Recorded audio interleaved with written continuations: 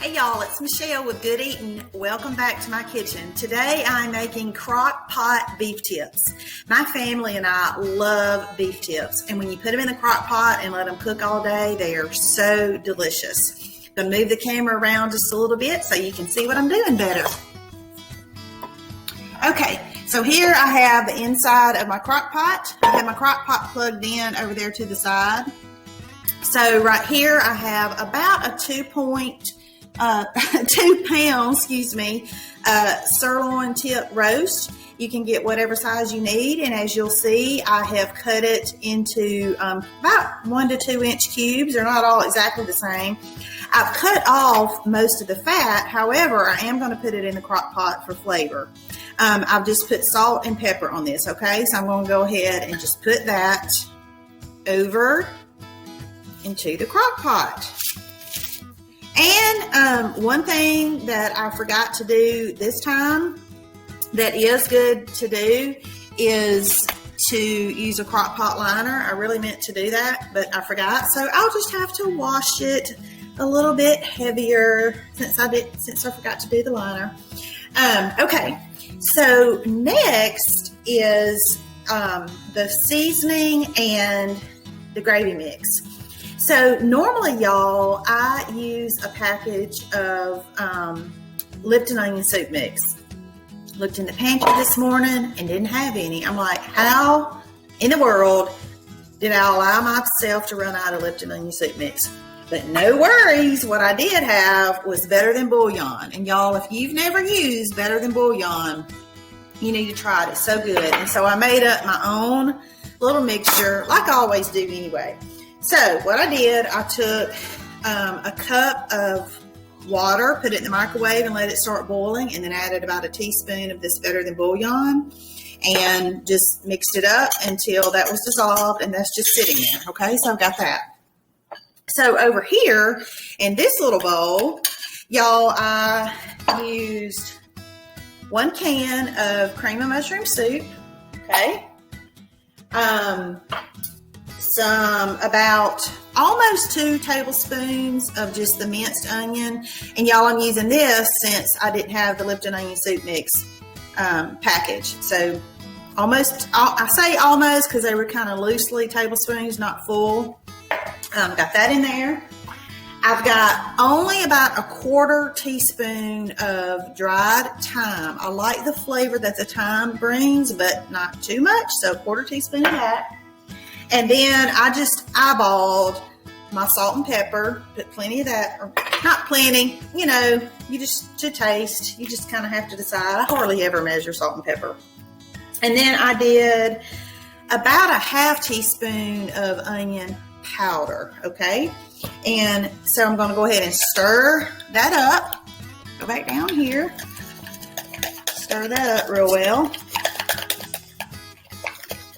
This will help just make that gravy combined with this broth over here just be a good consistency. Not too thick, not too thin, okay? Because what I'm going to do next, y'all, is I'm going to take that broth that I mixed up and I'm going to pour it directly into this cream of mushroom mixture, okay? And hold on just a second, I'm going to grab a whisk.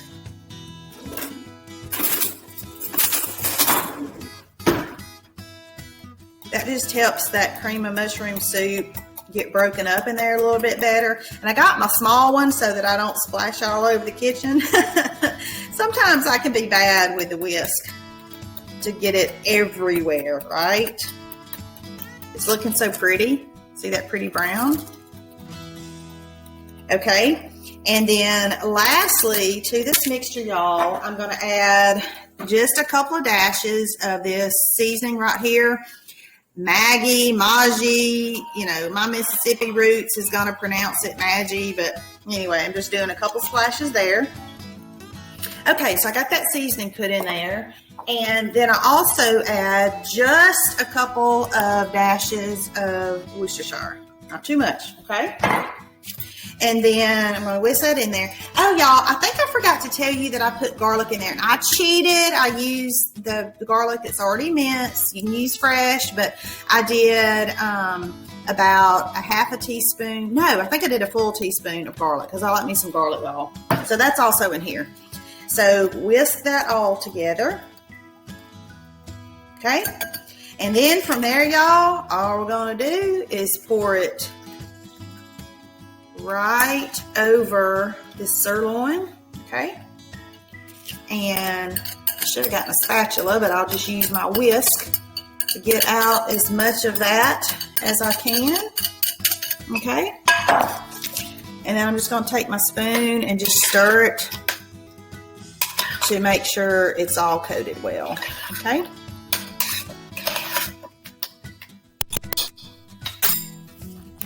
So that is it. I'm going to put this over in the crock pot base and I will put it on low for several hours. Now, if you don't have all day or the majority of the day to cook it, you can always start it on high and then check it and turn it down to low later.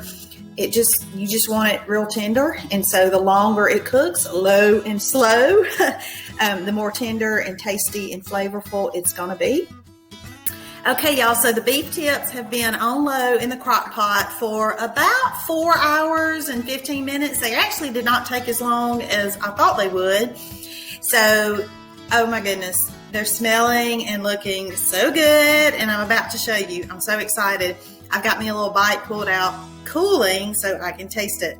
I'm going to adjust and show y'all how beautiful. Look at that. Yum, yum. Don't you just wish you could taste through the screen sometimes? Wow. I have this bite pulled out right here. This gravy is smelling so delicious. Try to get that a little bit. Oh my goodness. Y'all look. Oh gosh. Okay. I need a napkin. Oh, that gravy's so good. Okay, so we are going to cut into this meat. Oh, it's so tender. Oh yeah, there is no cutting. It just comes apart. Okay, I'm gonna scoop out a little more gravy out of my little bowl over here and just put it on top of this meat. Okay, then make sure it's cool. Yeah. Y'all, okay, yeah. I gotta lick the plate. Okay, I'll use my finger. That gravy is so good, y'all. And that meat is so tender. So, we'll have this tonight served over rice because that's how we like it. Actually, I'm not going to eat it over rice because I'm trying to avoid rice, bread, chips, things like that right now. But my family will eat it over rice. It could go over cauliflower rice. It could go over noodles. It can be by itself like I'm going to eat it. It's just good stuff. You can also add mushrooms, onions, bell peppers if you like that so that it's more of a pepper steak. I literally just did the meat and the gravy this time, but I have added all of those things before. So I hope you will try it. Thank you again for following Good Eatin' and for your support. Stay tuned. You never know what I'm going to cook next. Live life, y'all. One good eating bite at a time. See you soon.